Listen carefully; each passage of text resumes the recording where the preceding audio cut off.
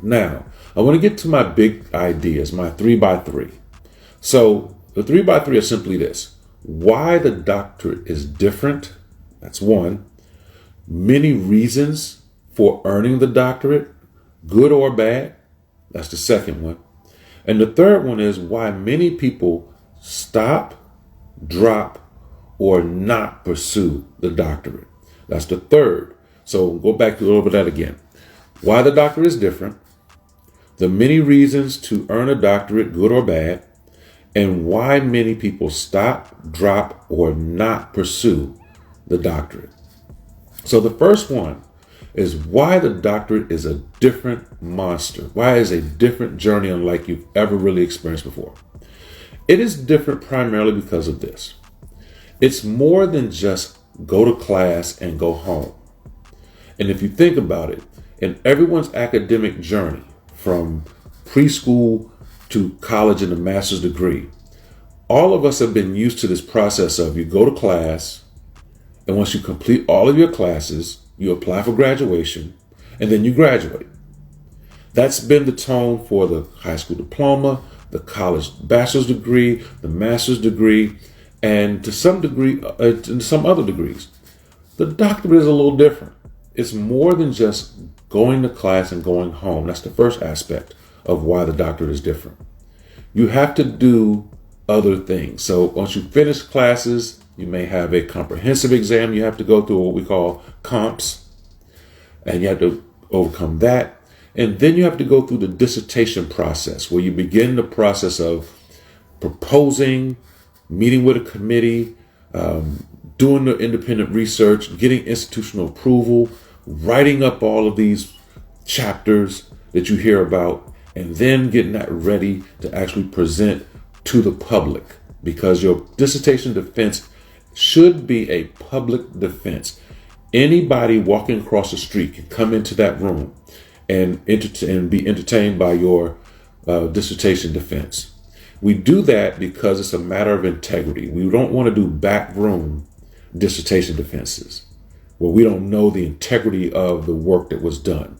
Anybody should be able to come in, and in my dissertation defenses that I conduct, anybody in the audience can ask questions and can challenge the work. I want to make sure the integrity is good. We don't make any backroom moves and decisions. We want to keep things above board, and the best way to do that is a public defense. And I believe that's the standard practice, but if it isn't, it should be. So the second aspect of this entire doctoral experience is you have a total academic experience. You may have done a thesis while you were in your master's program, and that's great. But we do something a lot deeper than just the thesis. It's a total experience. In the doctoral program, while not required, it is assumed and beneficial that you begin the process of conducting research and then presenting research. And when I say present research, outside of the classroom. So we have academic conferences within your field, and you get the process of going through this particular academic process of conferences to present your work. And you present your work not just as a doctoral student. You're actually standing in front of professors, ongoers, researchers, other doctoral students, and you present your work to them. So unlike your master's program, you're not necessarily required to conduct actual research, but in the doctoral program, there is that opportunity.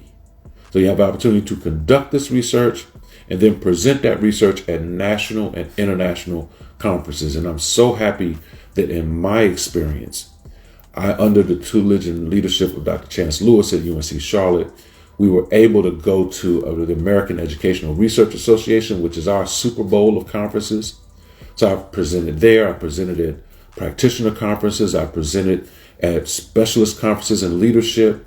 I've experienced presenting in international conferences through the International Conference on Urban Education. So I've had that opportunity to not only conduct the research, but then take it on the road and present it to the scholarly world, present it to the field that you're in. So that is different from your master's degree.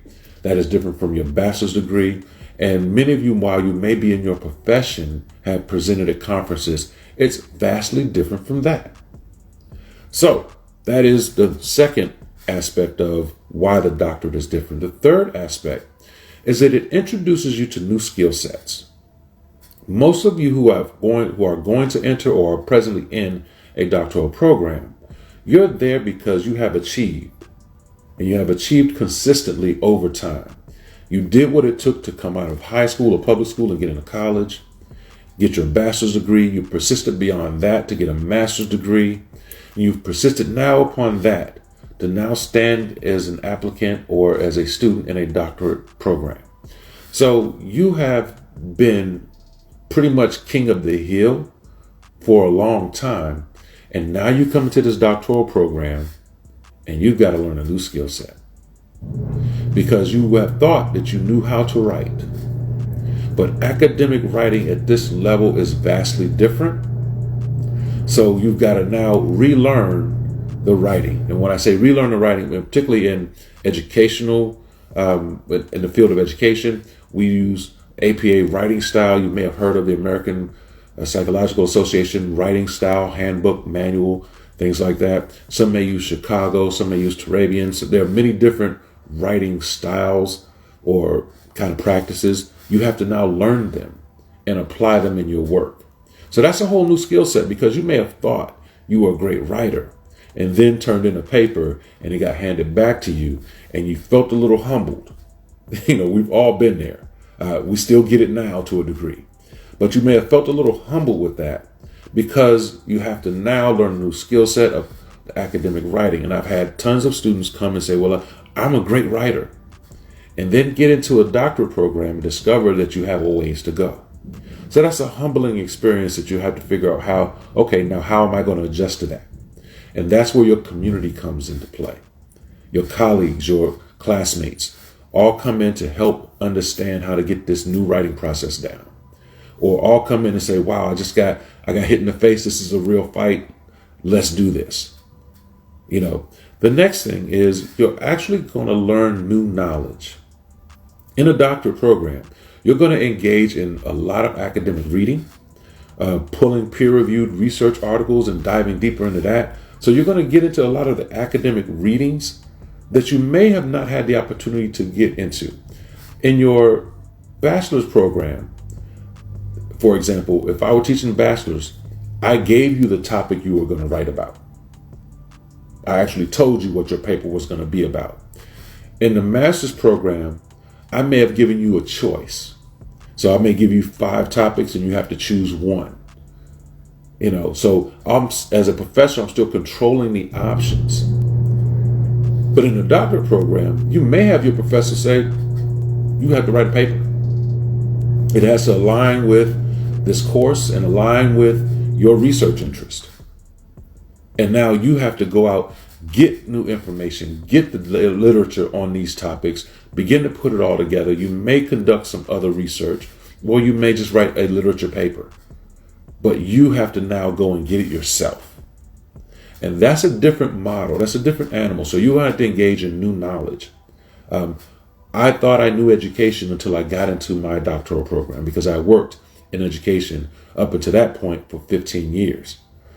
But it was brand new when I got into the doctorate program because it was something I had never seen before.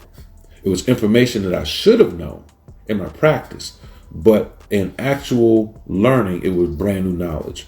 So that's another aspect of this new skill set you have to get. The next one is in new skill sets, it's interaction. The levels of interaction are different in a doctoral program because there's a group of you, a small group, all traversing this thing together. And as you go through it together, you begin to learn a lot about yourself. You begin to learn a lot about, working with colleagues, and you can't do this alone. And you have to lean on people. You have to work together and work these ideas out. And for the most part, you just need emotional support. And you get that through your colleagues, through the interactions you get with your colleagues. And as you go to conferences, you begin to start making networks and connections outside of the university you're in, so that you now have people who are in a doctoral program at Columbia, and one at Clemson, and one at Notre Dame, and one at USC, and one at Arizona. And you begin to start connecting and getting their information. And now you're spanning outside of this. And many of you who are in a doctoral program, you also probably belong to a group on Facebook or Twitter or LinkedIn or whatever as a support group. So your levels of interaction, your levels of socialization actually change or enhance. So hopefully as a part of doing this doctorate. So that's why the doctorate is different.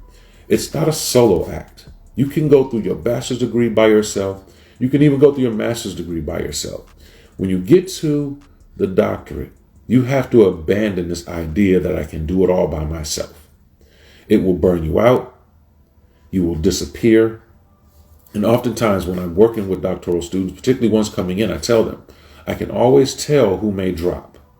They never make connections with their professors, with their colleagues.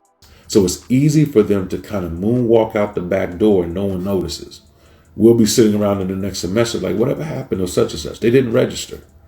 And all of a sudden, we don't see you anymore. Or maybe we see you at the grocery store and you put your head down and you run out, things like that, because you don't want to face us. But they never make those connections. And I think that's something that even leaders have to look at on jobs or in organizations.